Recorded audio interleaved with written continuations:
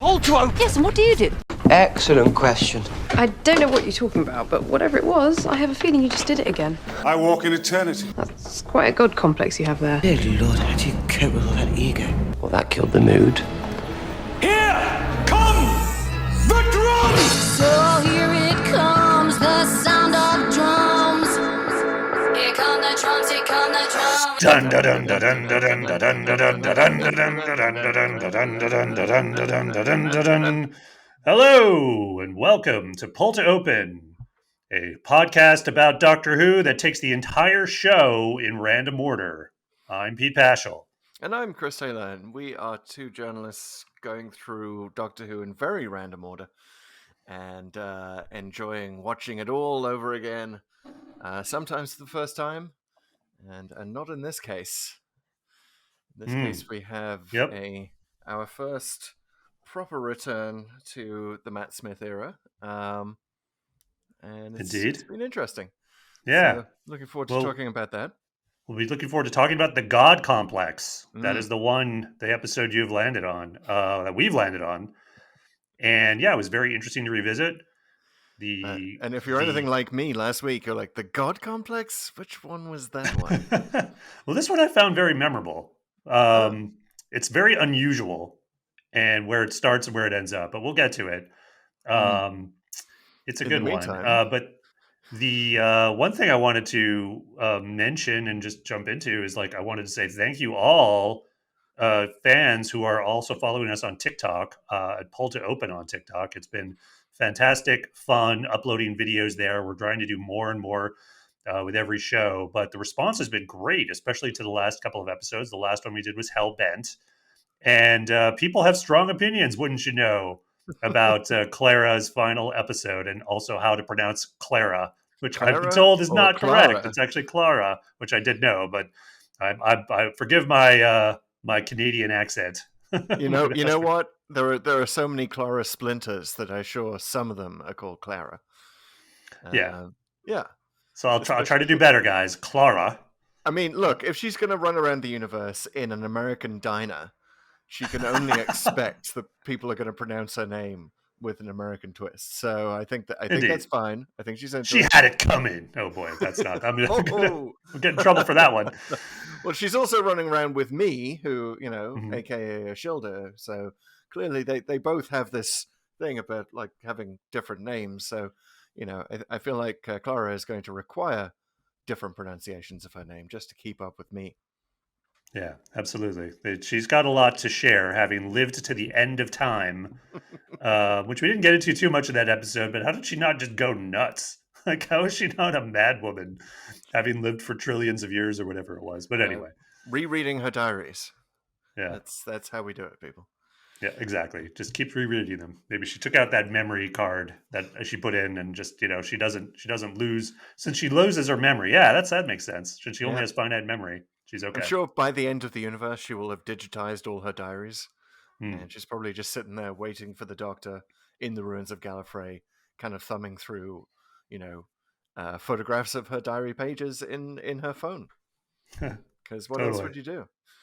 Well, you guys won't have to wait too long for us to get at new episodes because we're going to be uploading this one pretty quick. But no one needs to wait anymore for new Doctor Who, because we are in the midst of the flux, which continues. But before we talk a little bit about what's going on in current Doctor Who, I want to thank again everyone at TikTok and all the socials for following us. But if you could, if you're enjoying what you're hearing, we would love it if you could also leave a review on whatever podcast service you're listening to, especially Apple, because those reviews really do make a difference in how you're sort of surfaced on the app. So if you could, please go over to your podcast app, give us a rating. You can just give us a star rating, not telling you what to put, but as I've said, we love those 5-star reviews. They're very much have a special place in our hearts. But yeah, if you could just leave a rating or review, we're really trying to push to get some more reviews. And we're happy to keep doing these and uploading stuff to TikTok and just building the community, which is almost 3,000 strong on TikTok now. It really is. It's taken off like a rocket on TikTok. And we know you like to review us because we're kind of getting oblique reviews on TikTok in the comments. Pete, I believe we have our first binge listener. We have a first binge listener. Yeah, thank you for discovering us. So I don't have the name handy, but one of the more recent comments on a video, they discovered us through TikTok and went through the entire Pull to Open catalog on the podcast side. So thank you very much for giving us all those listens. I got to say the last few episodes, especially Day of the Doctor, but Hellbound as well, really took off faster than any other episode we've had. So we definitely feeling the momentum. We want to do more stuff. We've been a little lax on YouTube, but we're there. We're going to get those videos up. So that'll be another way people will be able to enjoy the show once we're able to catch up a bit. But it's just been growing and growing, and we're looking forward to having even more as we get into the zone of the New Year's special and the specials coming in next year. This is a very interesting time for the show, obviously, because we're in kind of a transition phase. At some point, they're going to announce the new Doctor, and we'll be on top of all that. So keep on listening. Yeah, it's very, very exciting. And we have a new TikTok most watched video as of last episode, as of Hellbent. Yeah, And, so what is it, Pete? Well, we have from Hellbent, one of them was extremely popular. It's about Clara. And oh my God, I got to look it up. I think it was the one where we talk about how she could be like, there were ways they could have brought her back in Hellbent besides taking her out of time. And one way they could have done, which they didn't do, was just take a Clara splinter and sort of do it that way. They didn't do it, but it sort of people did like revisiting the whole idea of, even if they might not have liked the choice, they like revisiting the idea of Clara and what how they brought her back. And people wanted to sort of share thoughts about her. A lot of people were fans, some people not so many fans. Generally, people were very positive in their comments, like about the show. Although certainly Clara, however you pronounce it, both of them, both of them generate a lot of controversy. But honestly, what that has done also is fuel our most popular video on TikTok, which is one from Face the Raven, actually, and it talks about, and very deservedly, actually, I would say our most popular video, because it's when we talked about the most affecting scene in that episode, which of course is the speech that or the line that Clara gives Capaldi about how his reign of terror was going to end the moment there was a crying child. And that is such a moment. I think a lot of people just brought tears to our eyes. So I still get shivers from just thinking about that line. Well, you know what, maybe if people love the Clara, maybe we should have a new regular feature. Regular listeners know that we do the what if the evil plot has succeeded for every story that we revisit, and maybe we should also look at where is the Clara splinter in this episode. Where might she be? Which corner is she lurking around? How is she going to hang out and make sure that the Doctor's okay? So we'll have to start thinking about that going forward, just so our TikTok followers can get their Clara content that they crave so much. Oh, I love it because this serves as a great way to retcon over certain plot holes. Like if there's ever some part of the story that's just kind of threatening and forgotten about, I think we could assume the Clara splinter just came and got dealt with it. Yeah. Maybe for most stories, she's just coming in afterwards, doing cleanup on various plot holes and various messes that the Doctor has left behind, because we know he likes to leave a mess wherever he goes. He just gets into his box like, oh, I'm done. And, Indeed. I'm out of here. On to my next adventure. Speaking of messes, Chris, shall we talk a little bit about Flux? Wow. Okay. Wow. Well, wow, Pete. That's my segue. That's my best segue so far. So I'm going to confess right here, right up front, I have not seen much of Flux. I have seen the first episode, chapter 1, the Halloween apocalypse, but I haven't seen any others. So I haven't progressed very much since our last. By the way, when we're recording this, I believe the first 4 episodes have been broadcast. I'm sorry, guys. I've been busy. Yes. We're on to the 5th this weekend. We are recording this just after Thanksgiving. And I have seen all 4 so far. And I have to say the Halloween Apocalypse is probably the worst episode of the 4. So you've got some good things to look forward to, Pete. Yeah, I didn't hate it at all. I thought it was fun. There was some good stuff in it, some confusing stuff in it, some really weird tasting stuff in it. But I would say that there is just so many characters that are introduced in this episode. You have Dan, you have the Sontarans, you have the bad guy in the prison and his sister. And I could go on. There's Yeah, more on top of that, but the dog whose name I keep forgetting. the Uh, dog and Dan's friend and his other friend. So like there's just a lot going on that I had to watch it twice to kind of even keep it straight in my head and sort of figure out who was who, mm, because they try to, there's certain little mysteries they have early on, like that weird shadow person who turns out to be the dog who kept the doctor and Yaz over the lava or whatever, and that's kind of a mm-hmm. weird thing, but generally it was a lot of fun. Dan's very appealing. There's How were the accents? How was Dan's accent? Was it tough, not a too little? tough, but tough enough. And that, like, there were lines I definitely caught the second time that I It's didn't a the little first too time. Liverpool. If it helps, Pete, I can talk in a Liverpool accent for the entire episode, and maybe that would help acclimatize you to Dan's accent. It in fact hinders Grace. So, but no, I mean he's good. He's very like more. It's great to get the person who's really down to earth, and you finally sort of have that cipher for the audience again Mm, with Dan, and he has sort of shows the right level of exasperation throughout. mm. I feel like and confusion, and it just his part is to make it all feel true, and it works. So when he's on screen, the fun sort of and the experience is just a little bit better. Yeah, and we know from our experience of traveling randomly through the history of Doctor Who, that he's not technically the first companion from Liverpool, since the actress who played Vicky was a Liverpool actress, and Hmm. but he's the first overtly Liverpudlian companion of the Doctor, and it is bizarre that the show has not really gone there before. There was the brief shot of the Beatles, obviously. I think that appears in, is that Right. Dalek Master Plan? Um, Oh, that was in the chase. in the Chase, yes, you're Yep. right, and Where Liverpool is actually mentioned by yeah, Vicky as luck would have it. yeah, but we'd never actually been there before, and it seems like such an obvious place for the Doctor to hang out, being the port city, full of many different aliens, as it were. There's a lot of mixing and mingling, and a lot of people who are ready for new and unusual things because they see it all the time. So it seems like a natural home for Doctor Who, and very glad, as someone who was born in Liverpool, I was very glad to see it get such representation on the screen. And hopefully a lot of people will go and visit that museum. I was just thinking about that in terms of like alien things, and look a little out of place, but possibly a TARDIS. Museum looked pretty cool.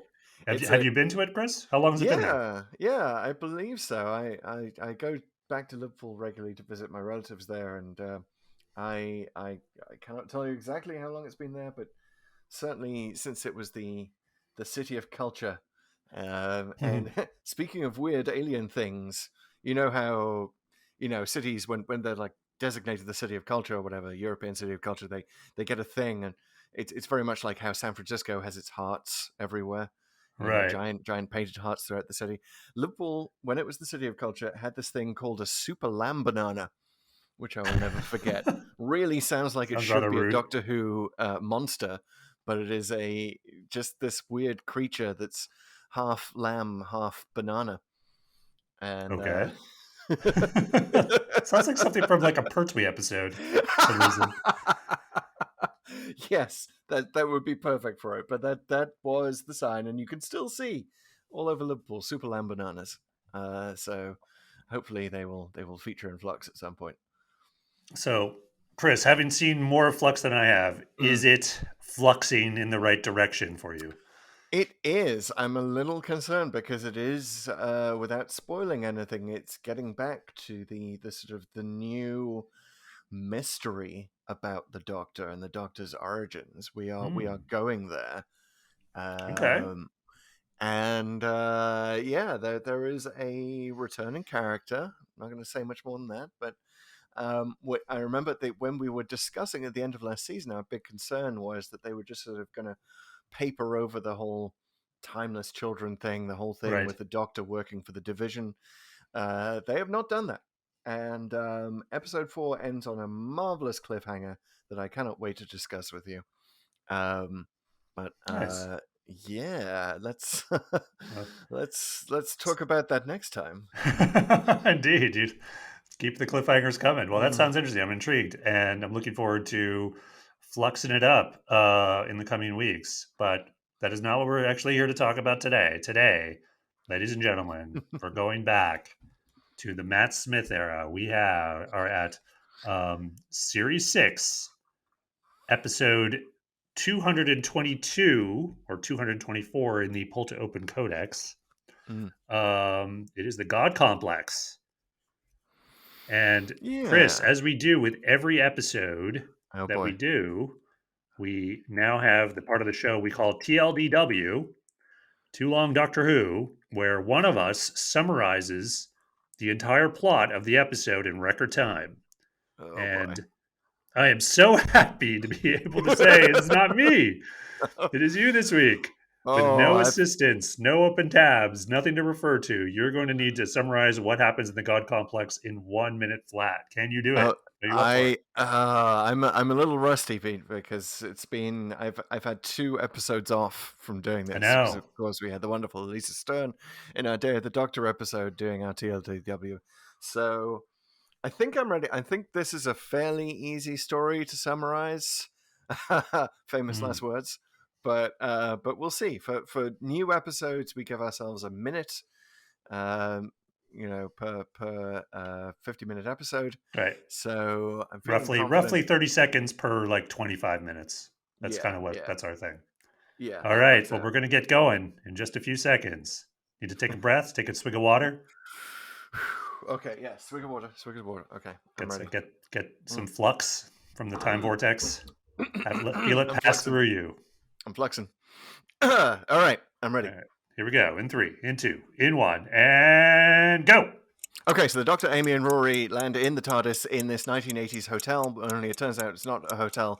It's some sort of weird prison because the doors and the windows don't go anywhere. And they meet a bunch of people, mostly from Earth, except there's this one alien who always loves surrendering to everyone. And they find a guy who's been trapped in his nightmare. His nightmare involves lots of clowns. In the cold open, there was like a police officer who sees something that she fears and then starts saying praise him. And this starts happening to almost everyone, that they start saying praise him after they open the room. Lots of different rooms in this hotel, and the hotel keeps changing and stretching and weirdly expanding, and when they see their fear, they start saying praise him. Then they get eaten by this Minotaur-like creature, and the Minotaur-like creature turns out to be like this alien prison guard, and it's just actually not activating people's fears, it's activating their faith. And then the Doctor drops off Amy and Rory because he's told Amy that he's no longer a hero, and he's not the hero that she should have been waiting for, because that was what was in her room. Damn, I was wrong. You did all right. I mean, Rory gets a car. I'm just going to add that as the thing that I think people ignore about the God Complex is Rory gets a very nice red sports car. Doesn't he? It's a gorgeous car. So you did that in about 1:20 or so. Woo. Wow. Plus or minus a few for the car. I was overconfident, Pete. That's what it did. I know. When I was doing Hellbent, I mean, that was a tougher one probably because it moves around a lot. But there's a lot of points made in an hour's worth of Doctor Who, and a lot of various characters introduced. Especially this one. I mean, there's not too many characters in it. It's not like Flux. And they're all pretty rote. Like they're all pretty like they're here for essentially to get killed off one by one, so that we can sort of feel the peril and get progressively more concerned about it. But it's I don't know. I would say it's kind of one of the more. I mean, Doctor Who's always contrived to a certain extent, like that it's twisted up to make sure there's an interesting mystery at in the center of this story. But I feel like in this case, I think it works. Here's the thing: I do think the episode works because of what the overall point ends up being between him and the point it makes about the Doctor and his relationship with his companions, and in particular Amy, obviously. And that works. The twists and turns they got to get there, there's about one or two too many that you're just kind of like, it's never quite fully fleshed out or explained, and you're just kind of like, huh? Why was this that? And also, Yeah. I'll cite one of them here just to kind of pick it apart. There's a few I could zero in on, but one is this is kind of more of an atmosphere thing. It was the dummies. There's the point Mm, where Joe is tied up, and all these dummies are in the room, and they're sort of laughing, and they're kind of turning. They're sort of almost reacting like characters, right. and they kind of come in and they get Joe out of it, but then nothing's ever sort of talked about again about the dummies, and they're all kind of sort of stacked up to one side of the stage later. Yeah. And did no one? You kind of like, wait, did no one wonder who was controlling the dummies or what that was about? Like, Well, it is weird because at a certain point we see weeping angels, right? And they in one of the rooms, which turns out to be the most scary thing for the guy who likes to right, be invaded and dominated. Um, and but they are illusions. You can put your hands through them. So why aren't the dummies illusions? The dummies appear to be actual physical objects, right. as you say, and they're just sort of lined up on the stage there with an increasing amount of dead bodies. Yeah, there are a lot of weird choices in this episode. Weird choices of setting. The 1980s kind of crappy British hotel style is never explained exactly why it's like that, because Yeah, this is turns out to be a prison for multiple species. We see photographs on the wall of every species that, or every character who's been trapped in here. There's a Sontaran, there's a Jadoon. A lot of creatures from all over the Doctor Who canon have been stuck in this nightmare place, and I guess had their faith activated, and then the Minotaur creature consumed. consumed, and then fed off. But it just so why the 80s hotel? And then in a from a production standpoint, is the hotel that scary? I Right. mean, it's not The Shining. So, but I did think that worked. I will give it that credit. See, it's not scary, but it's creepy. It doesn't have to be terrifying, right? But Hmm. it is like weird and ugly and just unsettling. So I thought in terms of racking up the creepiness, it was almost like it was honestly kind of a tour de force in some ways because the '80s thing works for me. Just sort of as this flavor that just feels wrong. Hmm. I felt like the stuff in the rooms, even though it wasn't, none of it was really scary. Like even the clown, the Yeah. idea that something is pursuing you in a hotel and, you know, rightly or wrongly, and I would say wrongly, you go into a room, because going into the room, there's only one exit from a hotel room, and it's the way you got in. So if you go into a room, it's basically a dead end. So you're Yeah. just waiting to die if it's something that's coming to kill you. So that was kind of good. And then the whole thing about the episode, which I think really makes it scary, is that you're possessed. You at some point, if you're taken by this thing, it's not just something that catches up with you and kills you. It actually makes you want to die, and you don't Hmm. quite know how it does that. And that's the most terrifying thing of all. So, in terms of like a creepy kind of scary episode, I'd actually give this one fairly high points. But I do think like it wouldn't have even been that hard. They don't really just explain a lot of it that well. Like at the end, you want to sort of like to make a little more sense that it does. Because I think, Hmm. and I believe this is how they explain it. Like it's not a prison for the people there; it's the prison for the Naimon like Minotaur thing. Hmm. And this is sort of a prison that's sort of floating through space that's harvesting people to feed Yeah. the prisoner, which is Yeah. like, if you think about that at all, like, wait a minute, like who, what, Just who the leave hell him. designed this? Just Some leave him a big psychopath? bag. Yeah, leave him a big bag of Minotaur kibble. It would have really have had the same effect. I don't get it at all. It's kind of a missed opportunity in a lot of ways. Maybe the fact that I don't find the hotel creepy is the fact that I, growing up in Britain in the 80s, stayed in a lot of hotels that looked like that. So it just sort of Mhm. seems sad to me. Like Yeah. I could smell the beer stains in the bar, and Just just didn't sort have of. money for renovation. Yeah. Also, it kind of looks like the same corridor, doesn't it? Every Yeah. single corridor they're in looks like the same one corridor, so it looks like super cheap old school Doctor Who with one corridor. Yeah, Um, agreed. Although the spa looks quite nice. yeah, the I will agree with you that the spa was sort of a weird addition. Like that's the Yeah. final showdown with the Minotaur creature. The Doctor's in this spa with him, and he's behind the the sort of waterfall space, and there's a whole Right. subplot with a goldfish that makes no sense. Uh, that is Oh eventually yeah, I eaten forgot by about the that. Yeah, it's a forgettable subplot, I'll tell you that. perhaps the most forgettable subplot in Well, Doctor I Who also history about a thought goldfish. the Minotaur stuff, like they show you a little too much of the beast early on. Like it's not they're Mm, sort of trying to have their cake and eat it too, and showing that this thing's sort of a what it is, while also not showing you it in its entirety, just because mm. that would be, obviously you just not a thing you do. But so I felt like once you sort of know more what it is, like and the shape of it, you're kind of like, oh, that's not as Yeah, scary anymore. it's not a Um, particularly scary beast. So I was watching this with my wife, who is afraid of clowns, mhm. and when we get to the room with the sad clown sitting in it, she's like, that's not a scary clown." Yeah, So, like, if you're not even like that, is a low bar to jump, scaring people with clowns, right?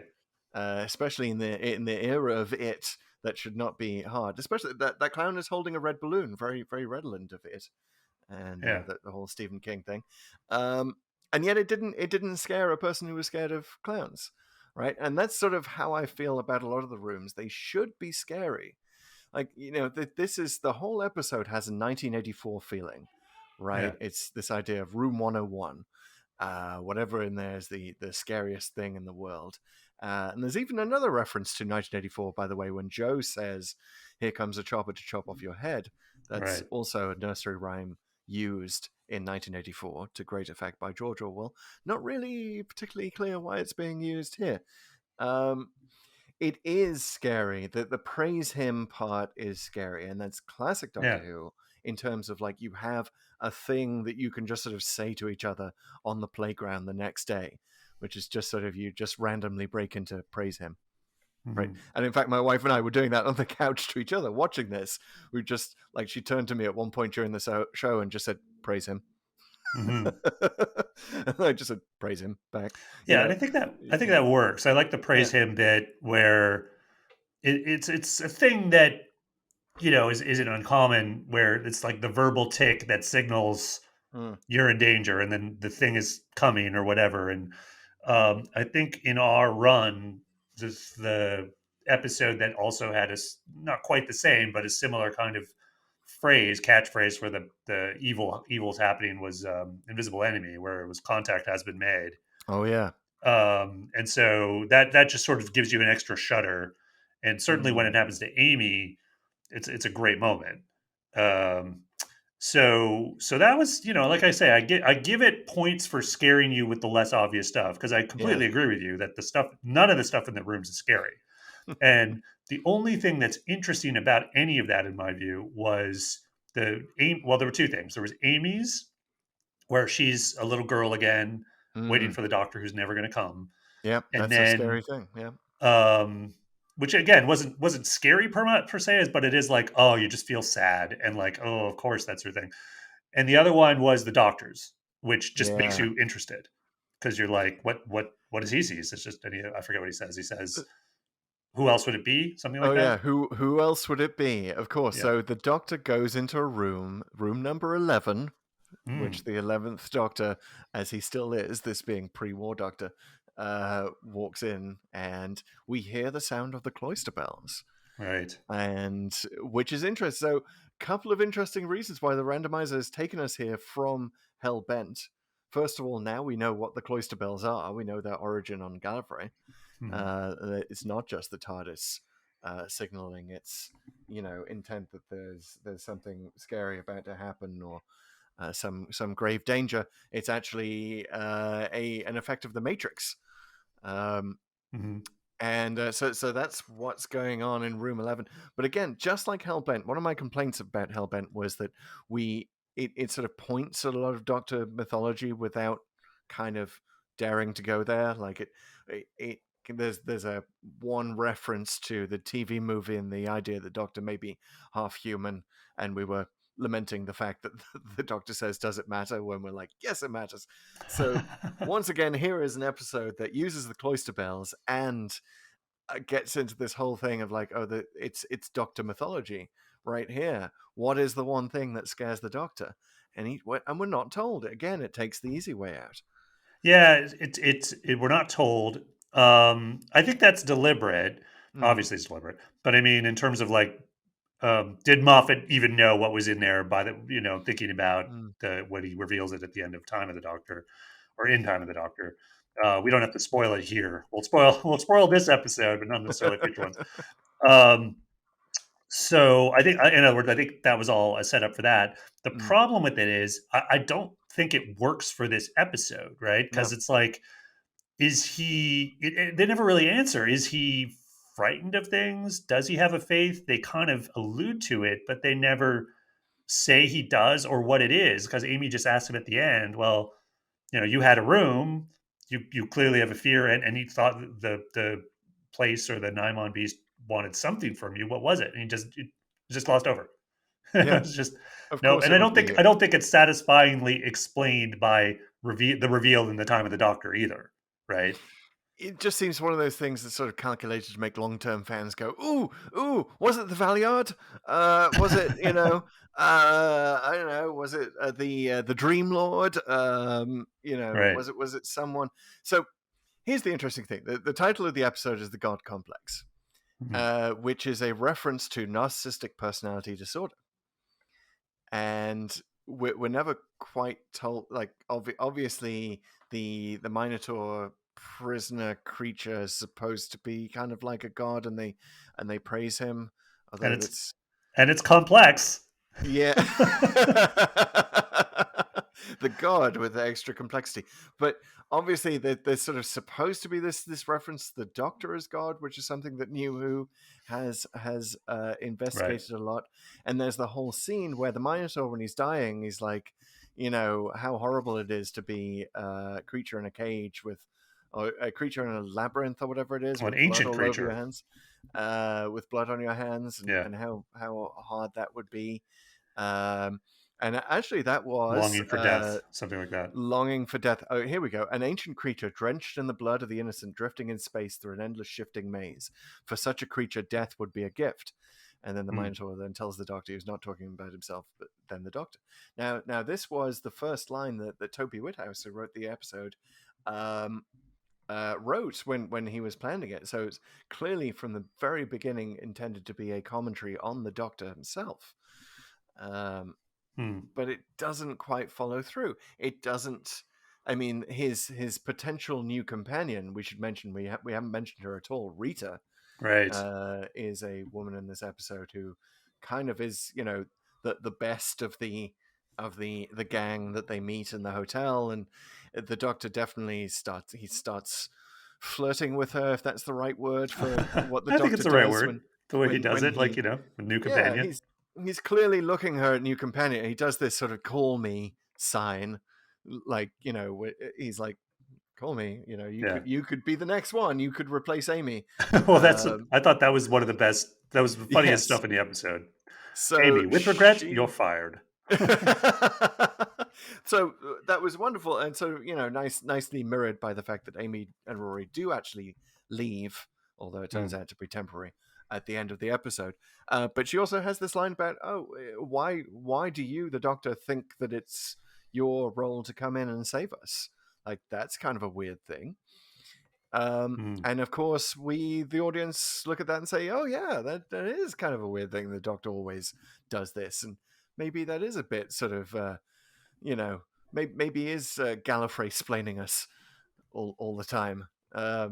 Yeah, it definitely gives multiple meanings to the title. I mean, but again, I think it works. But they don't get into it. They don't get into it. Like that, there's just that one line that Rita says, and then it's just sort of left hanging there. So even it's though left Moffat hanging did there, not but I write think this, Here's the thing. I think it still works though. And it's even though there's not a lot of exposition, what he ends up doing at the end, like I think some people have sometimes criticized this episode as like the ending where he drops off Amy and Rory as like kind of tacked on or a bit of a non sequitur. I disagree. I think the ending actually really follows exactly sort of what was sort of laid bare with the doctor and his relationship with his companions in that episode. So I think Rita's dialogue there is one of the first sort of challenges to Mm, who he is. And again, the Amy and Rory are the companions that he has with him. But I mean, if you think about everybody in that hotel, ostensibly his companion, obviously Rita's like the one that you're supposed to think of in this way. But he's really mm, there. Like the doctor wants to save everybody. mm, And I feel like those first two people who die, Joe and Howie, like there's a bit of a weird. It's almost like their deaths are underplayed, and this might be a little bit purposeful. I'm going to mm, give credit to the episode that I think it was, but you don't really feel it until Rita dies. But but you kind of should. The doctor, and I hope the doctor feels this way because as an audience member, I did. You feel kind of guilty for not feeling so bad about those other two, mm, and he didn't save them. I think he saw they could just as easily have been Amy and Rory, and also sort of feeling like, well, what if? Why am I? I shouldn't feel good about that they survived and these other people didn't.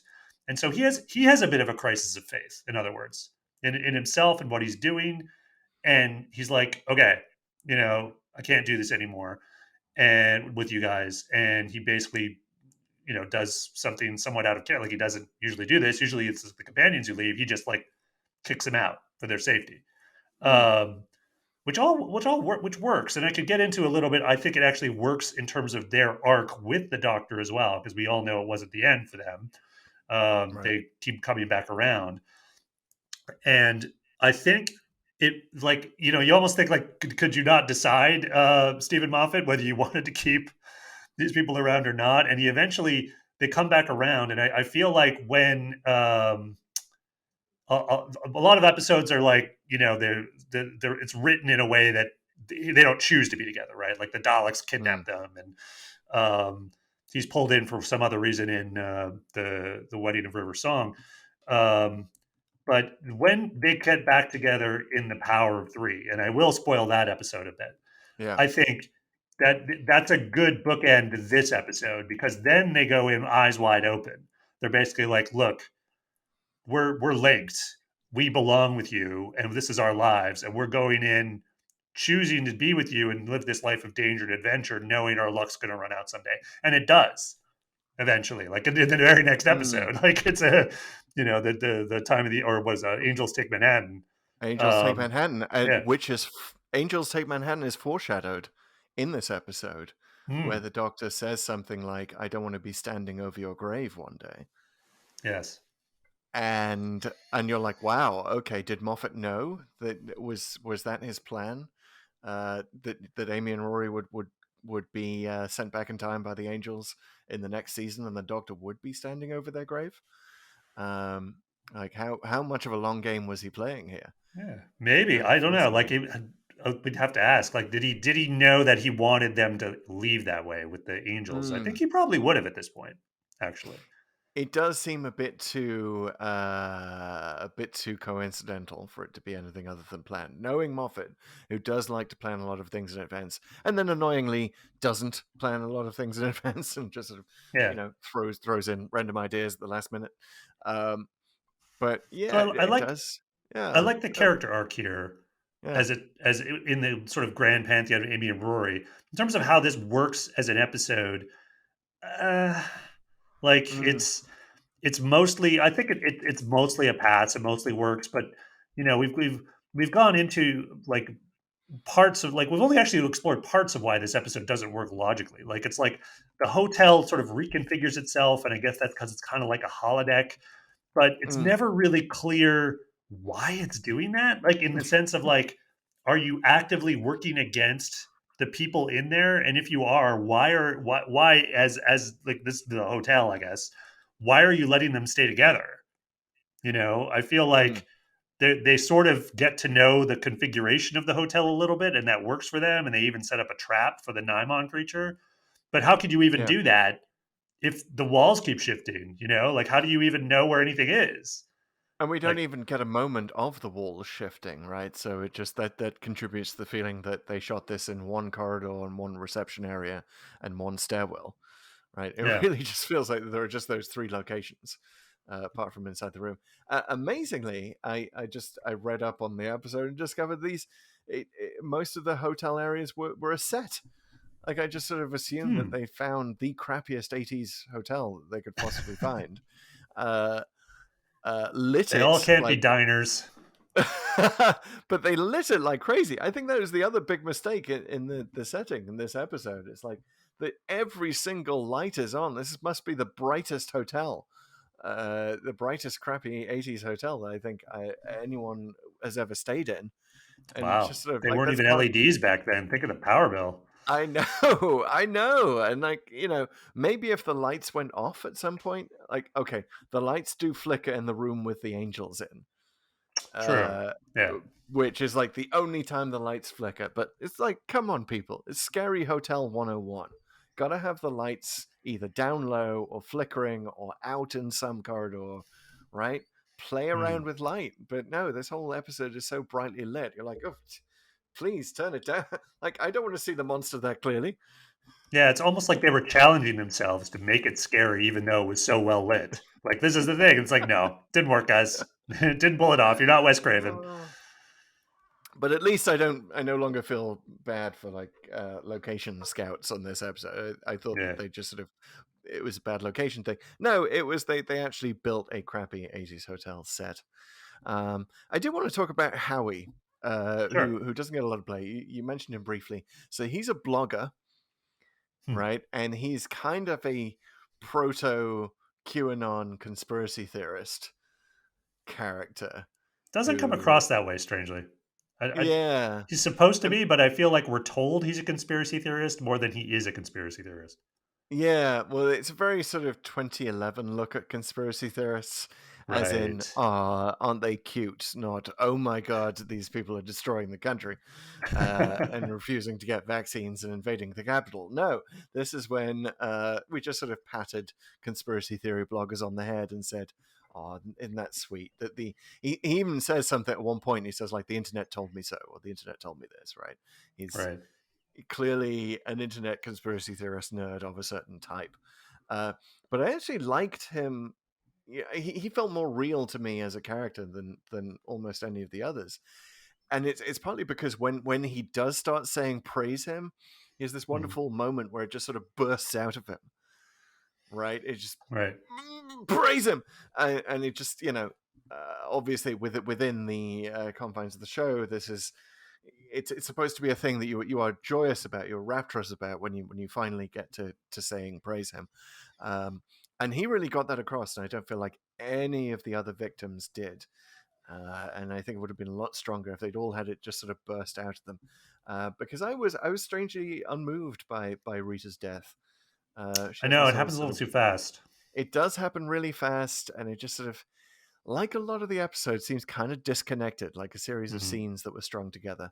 And she's on the phone, and she's come out of the room with the phone, and she's like, hey doctor, please don't watch me like this. It's all cool, it's chill, I found my faith, I'm good.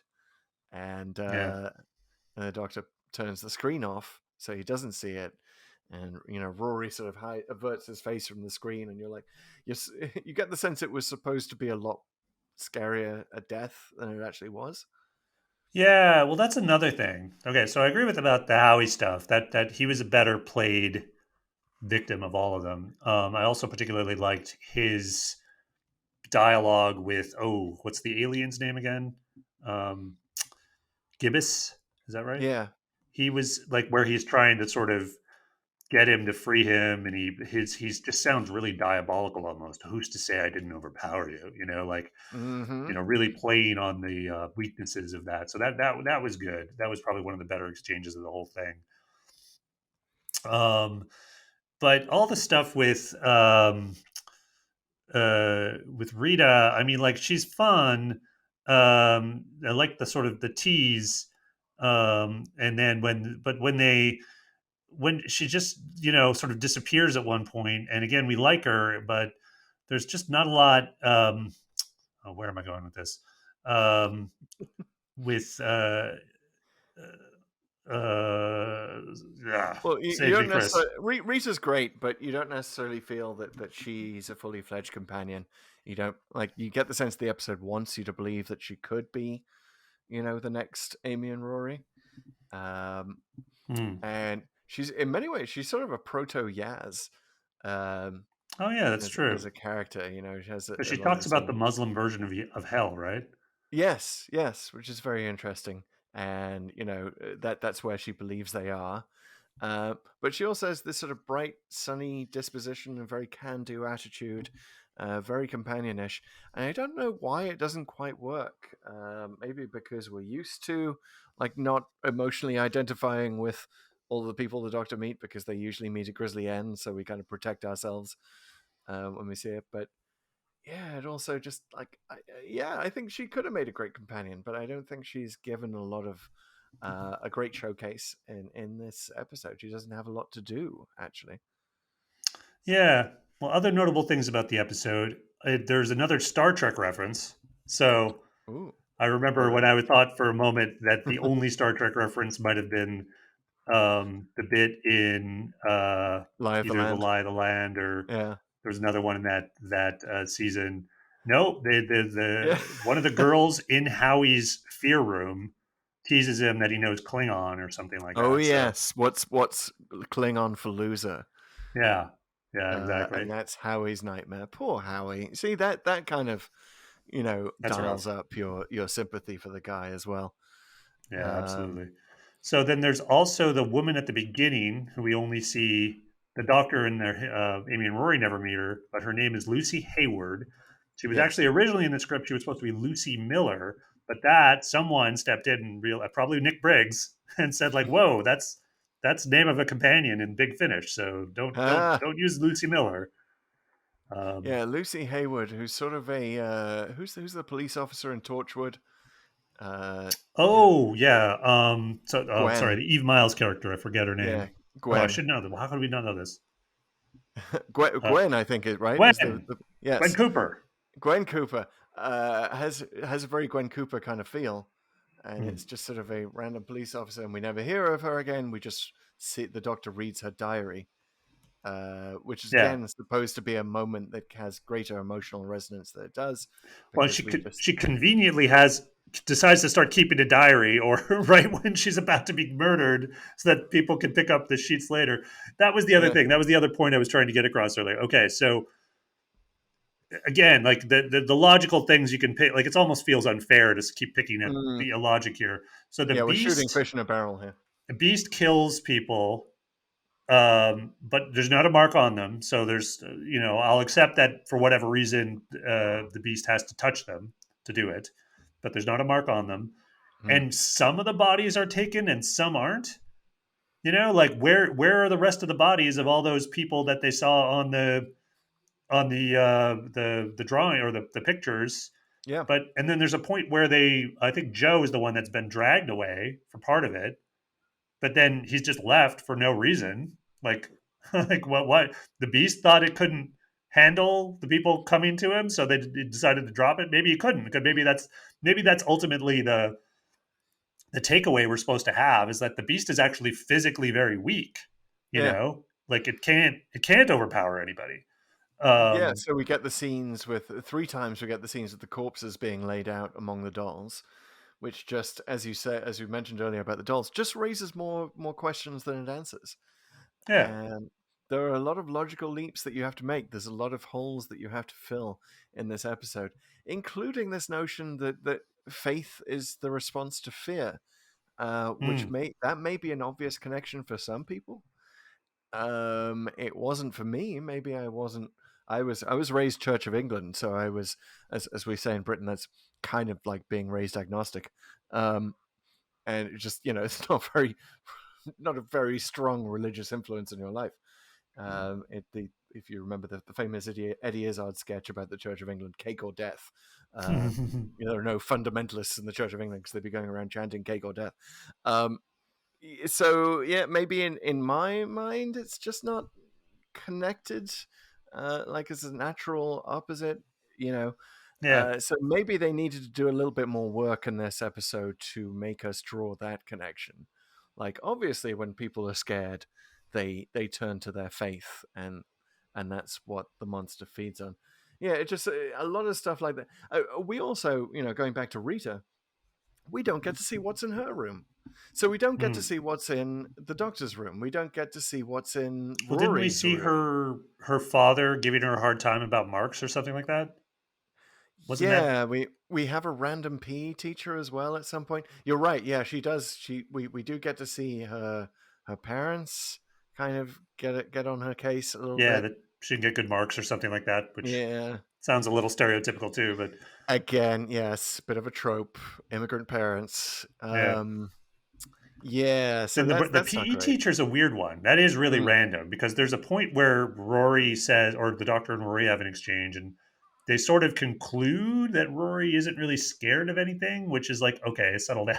Like, come on. In terms of Is like brave, this I mean, just maybe is go Rory ahead. not scared of anything because he spent 2,000 years as an Auton centurion? Yeah, I suppose you could say they should have said that, honestly. Yeah, He yeah. just says something general like, well, after traveling with you for so long, I'm not really scared of anything, which of course foreshadows because he says like in the past tense, Hmm. which obviously foreshadows the ending. Yeah. Um, I'm not scared of anything, but I'm out. In lieu of a gold clock, please give me a nice red sports car. right. But then I guess the PE teacher is like his fear, maybe. This never really made clear. Like, which Yeah, is like, you have all this screen time. Like, why are you squandering it? Like, give us a little more substance here to make us really appreciate the world you're trying to build. it's so Um, weird. It's as yeah. if, there was a part of 1984 where, Winston Smith is just going down the corridors of the Ministry of Love and he's opening other doors and you're not even sure which one is his fear. Like, oh, there are Mhm. rats coming out of that one. Maybe that's my fear. I don't know. Like, it just doesn't, if you're gonna make the whole episode about that, match the fear to the character, please, and tell us, like, make it clear who was afraid of the clown. And maybe Yeah. make the clown actually scary. And why was the Tavolian guy, whose whole they're introduced here, by the way. We see them again in Under the Lake, Right. that whole Base Under Siege episode of the Capaldi era. But why wasn't that Great, guy offed right away? yeah, You think it'd be. great idea, great idea. Yeah. A species that likes to be conquered feels very Douglas Adams-esque. I love anything in Doctor Who that feels Douglas Adams-esque. But why then would he actually be scared of the Weeping Angels? Why does that Yeah. make sense? It's Like, just it's just an excuse to have a mislead, yeah, because we think it's like one of theirs. But honestly, you're not as into you're not really playing a guessing game there. Oh, whose fear is mm, this? Is that like you're kind of not really like is that what we're supposed to be doing? mm, Toby Whitehouse. Um, and there's a throwaway line at the end that almost makes it all meaningless because I think they say something like it's glitching, so it wasn't like the rooms weren't getting reset. So like some of those might have been from like 10 victims ago. yeah. And so you're like, okay, well, maybe that was the PE teachers from the bug guy or whatever. The And Satara, probably honestly, not. with a lot of this stuff, you're sort of often you're prepared to give Doctor Who a lot of leeway, right? Yeah. Because it's not the show with the biggest budget, and it is for kids fundamentally. But in terms of things that scare you, I'm not going to give Doctor Who any leeway on that score at all. I'm they've had nearly 60 years of practice at this stage of scaring us, of Right. identifying our fears. So no, you don't, especially not when Toby Whithouse was apparently thinking of this for 2 seasons. This was originally going to be where Vampires of Venice was in the previous season Yeah, 3. he put all of his energy in sort of mood and like overall creepiness, Mm, and less so into the actual sort of devices he was sort of working with there. But again, like I got to say, I can't hate on it too much for that because I think that the overall it kind of works. Like I thought it was creepy. I really like the arc and the overall point it's making. The arc with Amy and Rory, and the overall point it's making about the Doctor and his companions and the danger. And I mean, if you think about that writ large, not just on Amy and Rory, Mm. he kind of travels with companions. If he has a rule, if the Doctor has a rule, he travels with companions until they leave him, sort of naturally after a year or two or whatever it is, like where they find something else, they want to live their lives, they realize they can't do this forever, Mm. or he sort of forces them out, which is rare, but it has happened. Like if you argue, like maybe this is kind of a less articulated, or what's happening now is a more articulated version of what happened with Sarah. So like Yeah. the Doctor kicks her out ostensibly because she can't go to Gallifrey, which makes no freaking sense because he's taken everyone else to Gallifrey since, and it was probably more like, well, Sarah's been traveling a while, we're getting tight, and she's going to die at some point. Her luck will run out. She's mortal, and this has come up time and again in our um, our podcasts. In that, like particularly with Clara, in that she got reckless, and Mm. same with Rose in The Idiot's Lantern. There's a point when they try to be a little too doctorish, and they were, well, they're not Yes, Time Lords, and they don't have all the abilities and the knowledge and the invulnerability. That's a dangerous game to play, and they it really usually like is. they pay the price. And yeah, but they both did to some extent, Rose and Clara. It's interesting. You bring up a point I hadn't considered. That yes, that there are all these situations where the Doctor will just sort of drop off his companions and be like, "No, your time is done." In the case of Sarah, it was, um, what was that? Hand of Fear was her last episode. She Right. she she actually says before the Doctor drops her off, before he gets the message from Gallifrey, she's actually like, "That's it. I'm done. That planet was ridiculous. I'm out of here." And then she changes her mind, right, very quickly. So maybe it's one of these situations where the Doctor will dump you if you say even slightly a thing that will that suggests that you don't want to travel with him anymore. Like Rory putting travels with the Doctor in the past tense. The Doctor's like, "Oh, okay, Time's up. you guys are going to dump me. I better dump you first and give you a Oh nice red wow, sports cigar as compensation." the So preemptive yeah, maybe. breakup. And yes, I think the Doctor does that. And I think that is sort of suggested by there's a scene right at the end of the episode where he's alone in the TARDIS and he's clearly not Mhm. happy being alone in the TARDIS.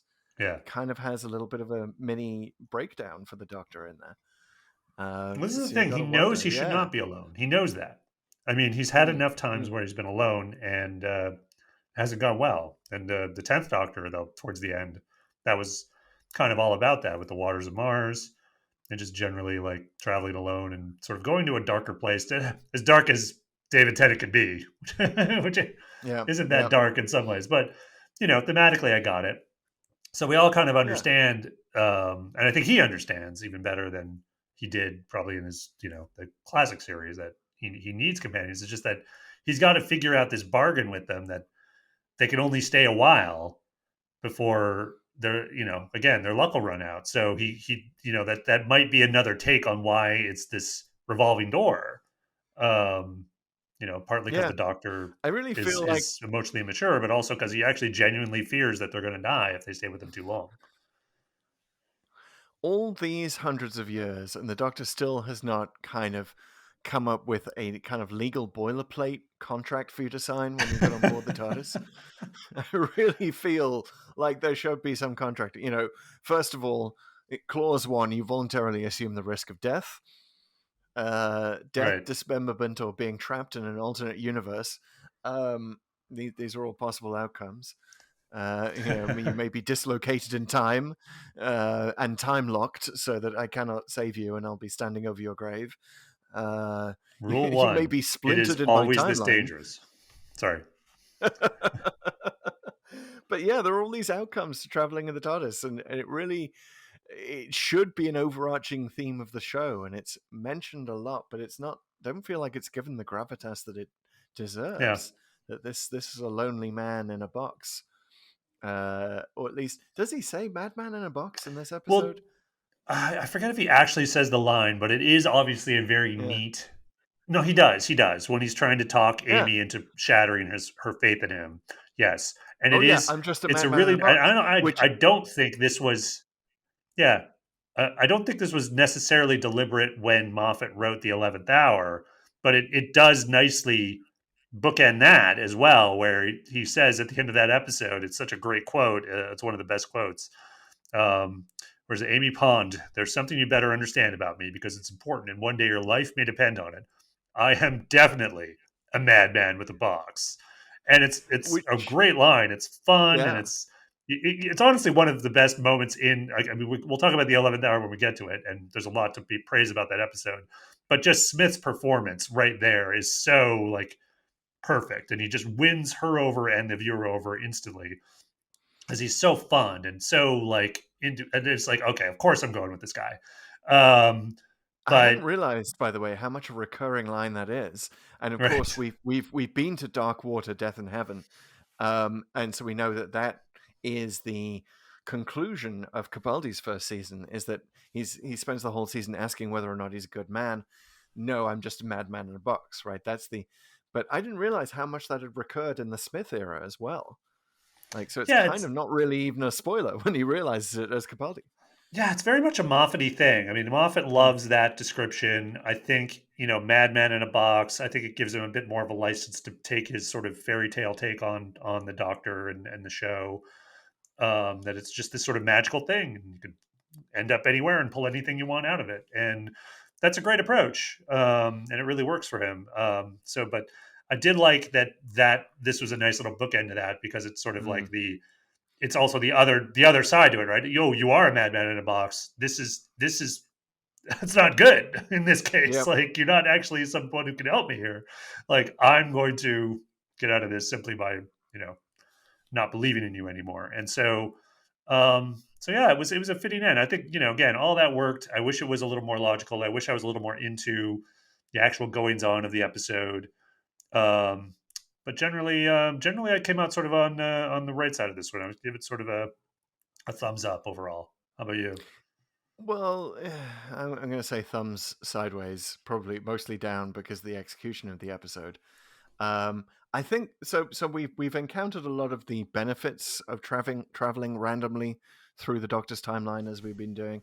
I think this may be a downside of it because we don't get the memory of the preceding episode, which was the girl who waited, which again is Oh, sort of an excellent example of the problems of traveling with the Doctor. That there's a whole extra version of Amy created, who is bitter and twisted and has to wait for the Doctor for what decades, hmm, um, in this alien planet with the whole quarantine situation. Which I'm surprised that right. at no point in the pandemic has the randomizer taken us that very Yeah. pandemic Speaking of appropriate foreshadowing, episode. right? Yeah, right. Um, but I feel like the ending of the God Complex would have had a lot more power if you watched it right after The Girl Who Waited, because together they really showcase why why Amy and Rory shouldn't be traveling with the Doctor and what the issues of traveling with the Doctor are. And I don't feel like we see that quite as clearly in this episode. And it doesn't have quite as much resonance when the Doctor tries to destroy her faith in him at the end. Yeah, no, that's fair Because to say. I'd actually forgotten about that episode, but it does make yeah, sense when they do these sort of epic moments with companions, and it's not even necessarily just a new series thing. When mm, companions leave, it was sort of a big deal, even in the classic series. And I do remember when in Tegan Lives in Resurrection of the Daleks, that was a mm, sort of at the end of like an arc where I think the resolution of the previous two or three episodes was like everybody dies, like yeah, something like that. So you could kind of get the sense like, oh yeah, this woman who got on board to because it was fun. It makes a lot of sense that she's not really having fun anymore. So that's a good point. This is definitely you have to sort of draw deep onto your memory of Doctor Who and who these characters are and sort of what went on with them to really appreciate it. But again, like I say, I think with that sort of knowledge, even if I'm not feeling it, I was like, oh, I get what they were doing here with mm. with what the points they were making with the Doctor, the Amy, Rory, and his companions, and like, I think I can translate that to as a template for how he looks at his companions sort of generally, and sort of appreciate it more on a sort of an intellectual level, even though I wasn't really feeling it as much this time around. So it Mm. worked. Yeah, it's interesting that all the Amy Pond and Rory episodes the randomizer could have taken us to. This is the first one. Yeah, right. Uh, it takes Interesting. us to a false ending of Amy and Rory first, not their strongest episode, but they are. It did remind me how great they were as companions. Amy and Rory are almost the prototypical TARDIS team. Um, and that dynamic, it's hard to replicate. It's hard to do that again with the whole, it's kind of a love triangle situation almost, but one that's bubbling under the surface so Yeah. much that, Rory accepts it. He's fine. He gets it. You can't really compete with a god. But he doesn't So have that, to. So he yeah, doesn't, and that's part of the reason Amy loves him. So exactly. yeah, they're great. I mean, the thing is, such great casting at the time with Karen Gillan, Matt Smith, and Arthur Darvill. They're all very close in age. They obviously all got along really well. You very much got a sense it was a TARDIS team. It wasn't Yeah, just the Doctor with a couple of people who are like shrugging and trying to sort of keep up. Like you really get the sense they're almost equals, yeah. um, and much more so than I would say the Fam or really any other era almost. So no, it totally worked. The coming at the end, not quite the end of their run. Yeah, it's an interesting way to sort of pick up on them. Just sort of like, oh yeah, here's where they almost left for good.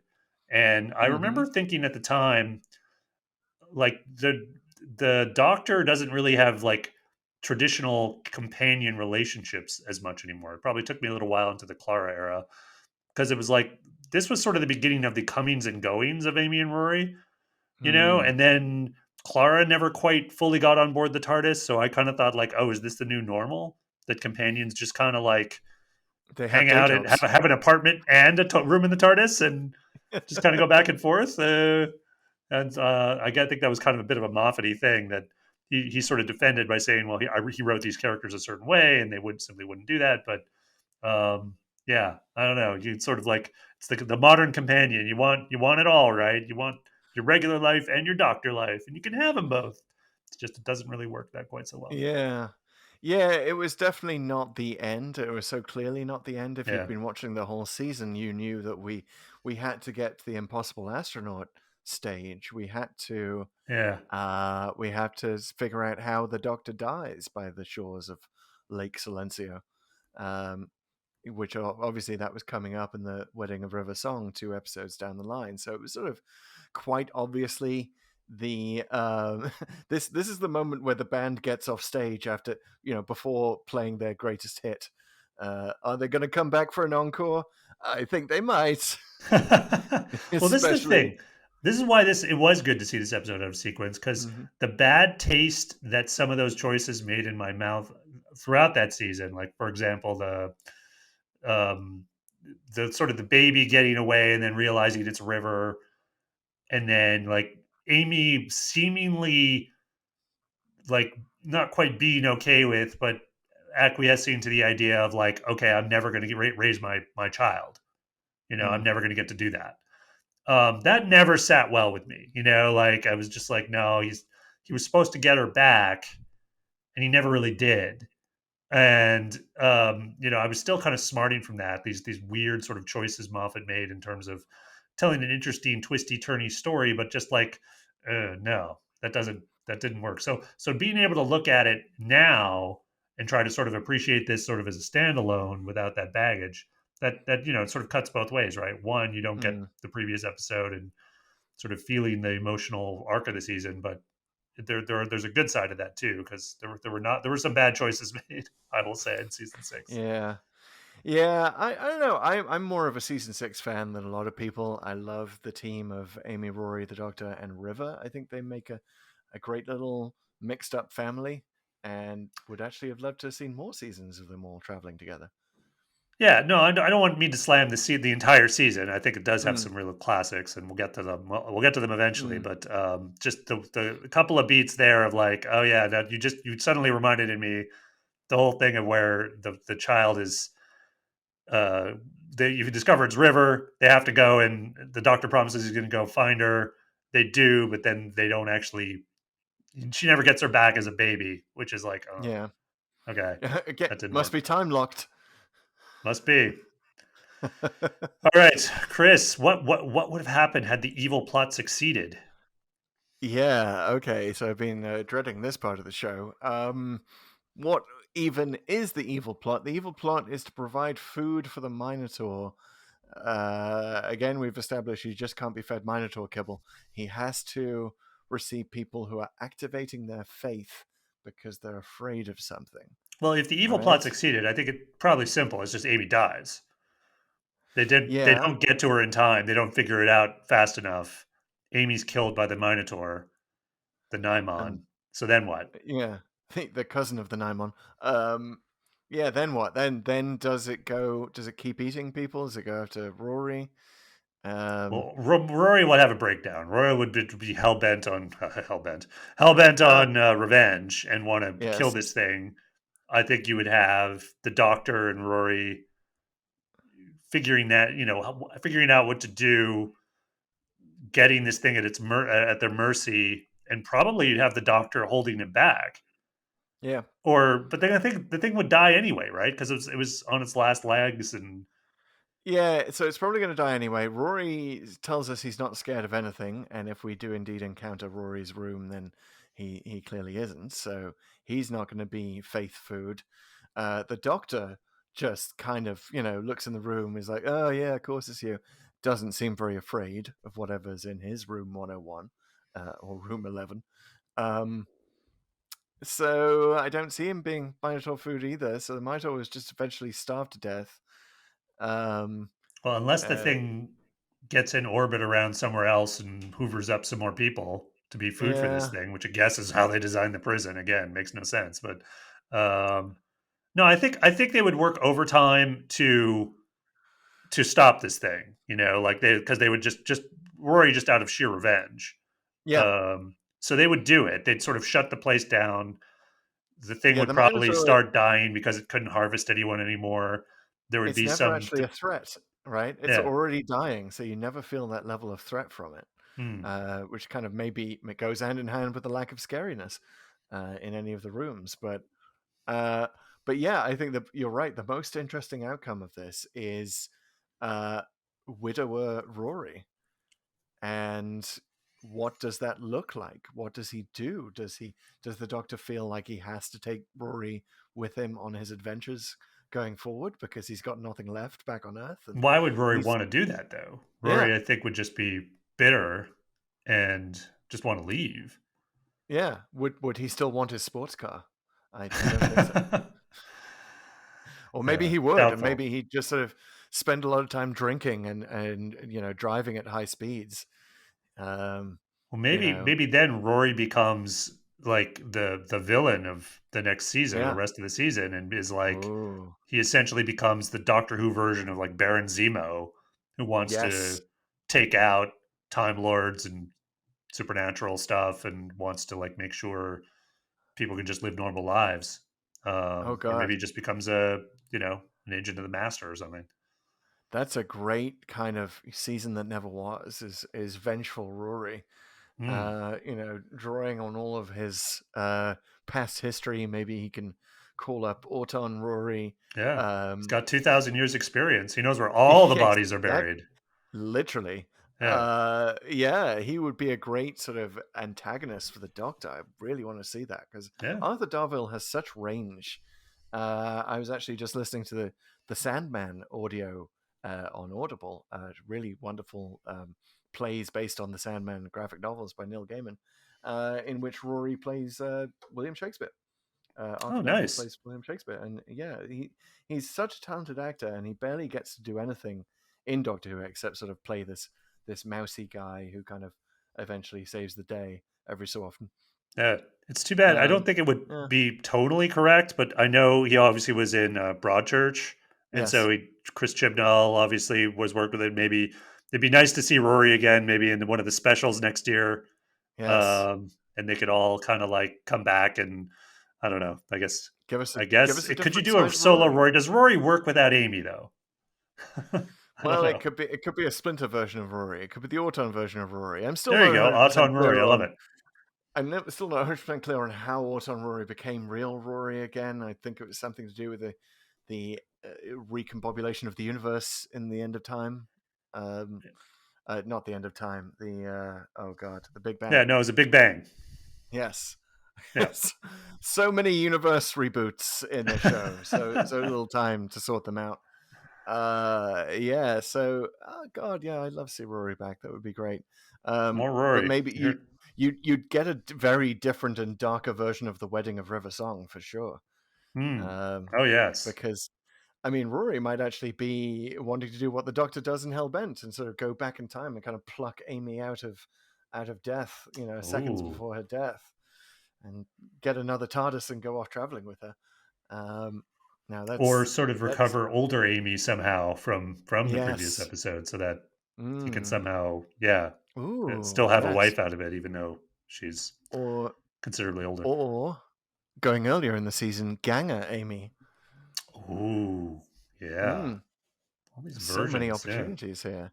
It's kind I of a like menu. this. Yeah. Once again, I'm going to say the thing we always say at the end of What If the Big Plot Had Succeeded, which is big finish. Give us a call. Absolutely. We probably should have done this first. I almost forgot about it, but we should probably promise what we said at the beginning. What about where was Splinter Clara here? I think Splinter Clara spent years training as a clown. And it's actually her underneath the makeup, sitting looking sad in Here's that my room. thought.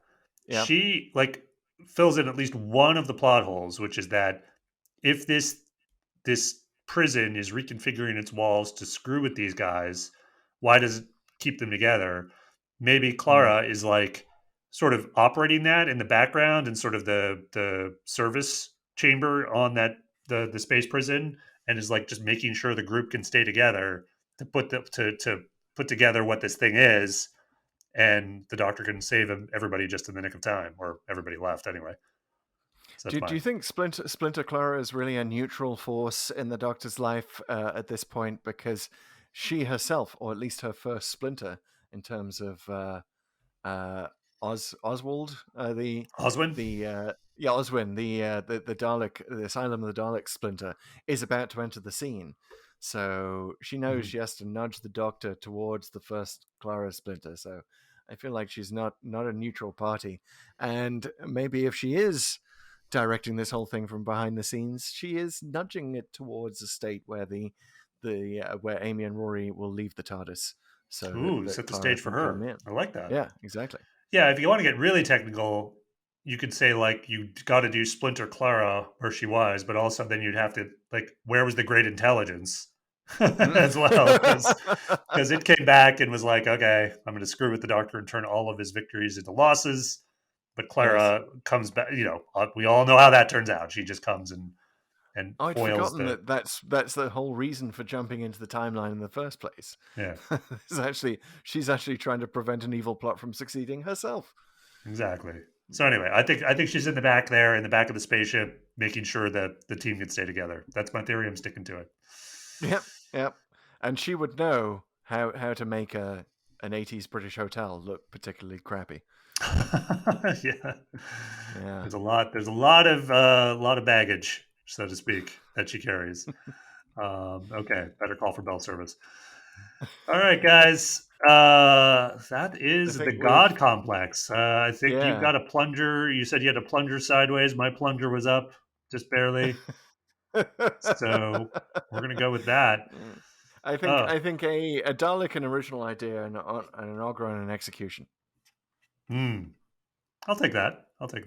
Yeah. We were promised a Dalek, got an Ogron. Dalek still is something we're dreaming about. Isn't it ironic? Maybe it's an Ogron with an eye stalk. Okay. All right, Chris, it is time to find out where we are going from the God Complex.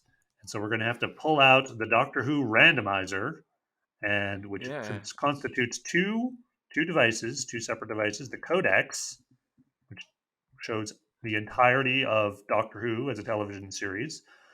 It's our Rosetta Stone. It's our map. And we also have the Executor, which again, can you Yes. explain what the Executor The is? part of the Executor is being played by random.org, which uses atmospheric noise to generate true random numbers because computer programs are pseudo-random and cannot generate actual random numbers. They just guess at them.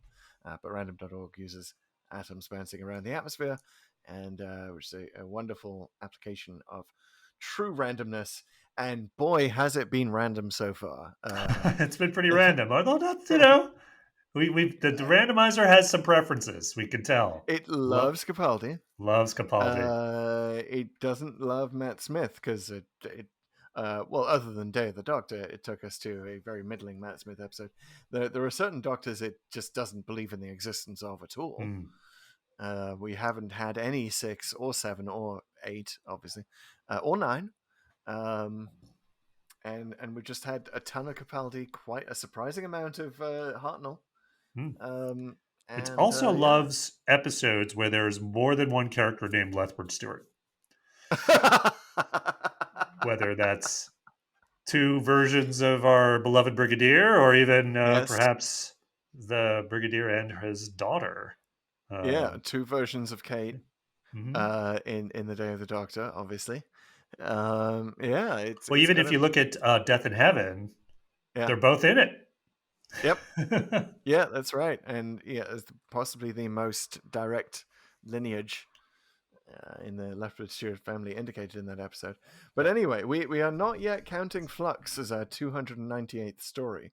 Right. So I am entering a minimum of 1 and a maximum of 297 into random.org. And Pete, whenever you say the go, Codex is open. It is time to activate the randomizer in 3, 2, 1. Don't blink. 68. Ooh, we're going early. Here we go. Early. We are at the Green Death. Ooh. We're back to Pertwee. Back in the Pertwee era. And also back to another episode where a companion leaves. Ooh, yeah. There's the pattern that's emerging. And Green Death, correct me if I'm wrong, it's kind of, I don't think I've seen it, but it is mentioned often in the same breath as Inferno, as a sort of an environmental story of the early 70s.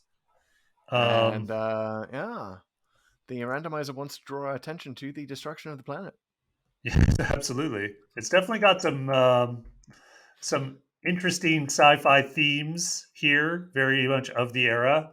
There's some big bugs. There's some talking computers, and definitely an environmental theme. No, what's also interesting is that the only other episode we've done with Jo Grant is her first episode, and this is her last. So we're getting the beginning and the end of the Jo Grant era before we've done any of the intervening episodes. So that'll be interesting. That's fascinating. See how far she's come. Coming from a false companion leaving episode to a true companion leaving episode, we're going to compare the two right there. And of course, the next companion coming in was Sarah Jane. Yes, Sarah was immediately after. Yeah, no, that's a good one. This will be a lot to unpack, I'm sure. Looking forward to it. Pack into our space-time vessel next time we meet. Well, thank you everyone for meeting us this time and listening to us take in the God complex and simplify it. Listen, this has been Pull To Open. If you have not yet subscribed to us, the podcast, Pull To Open, please do. We're available on all the podcast places. That's in case you're listening to this on some web embed or some other thing that someone has referred you to. But we are on Apple, we're on Spotify, we're on Google, we're on all the good services. Please subscribe to us there. Please leave us a review. Again, we love to hear from you guys. We'd love to read your review out on the podcast. If you leave one, we're not telling you what to put, but we love those 5-star reviews. They really do make a difference. The more ratings and reviews you can leave, that would really help us reach even more and more And, folks and keep Pull to Open randomizer going forever. Yeah, and if you're wondering what to write, just a suggestion. I'm not going to say you should write this, but praise them is a phrase that comes to mind. I love it. Yes, praise them. That's Praise a them. good subject line for your review. Or for your tweet, if you want to follow us on the socials, we're at Pull to Open 63 on Twitter and Instagram, and of course on TikTok, where we have our most active, most engaged listeners and audience. We are at Pull to Open, all one word, on TikTok. Please follow us there, comment, leave reviews, hang out, send us an email, DMs, slide into them anytime you want, and we'd love to nerd out. All right, we're done. See ya. Bye, guys.